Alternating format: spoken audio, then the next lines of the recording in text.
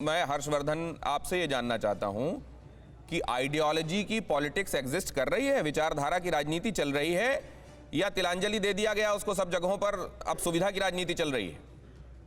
देखिए, निश्चित तौर पर सुविधा की राजनीति सत्ता के लिए हावी हो रही है और वो कोई ऐसा नहीं है कि कोई एक दल या एक पार्टी कर रही हो।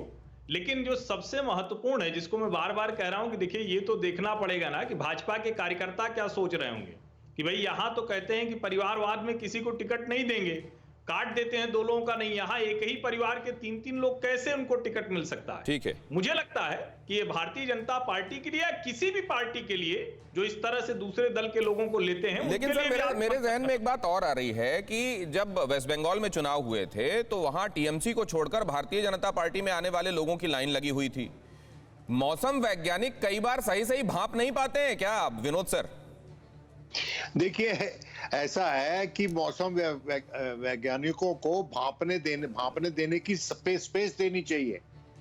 एक गलती जो भारतीय जनता पार्टी करती है, जो दबाव की राजनीति करती है, उसके चलते उसको कभी कभी गलत लोग उसकी पार्टी में आ जाते हैं और कभी कभी ट्रेंड जो वो उनको सही ट्रेंड दिखना चाहिए वो सही दिखता नहीं है।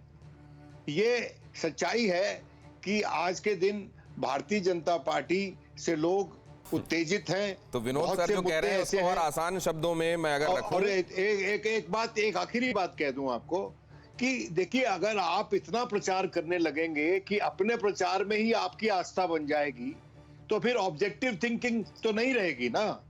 और इन प्रकरणों से इनको सोचना चाहिए कि इनको शायद मरम्मत की जरूरत है पार्टी के भीतर, कि वो अपने उसको ठीक करें, अपने तो मतलब आप ये कह रहे हैं अप्रोच को कि वेस्ट बंगाल में जो हुआ था, फॉरवर्ड वर्सेस द रेस्ट, वहां पर सिनेरियो बन रहा है यूपी में। ठीक है सर, फॉरवर्ड वर्सेस रेस्ट का सिनेरियो बन रहा है, क्या ऐसा है ये भी मैं समझूंगा। लेकिन विनोद सर कह रहे हैं कि दबाव की राजनीति में कई बार आपको पता नहीं चल पाता कि एक्चुअली हवा किधर की चल रही। परवाह देश की, सोमवार से शुक्रवार रात 10 बजे TV9 भारतवर्ष पर।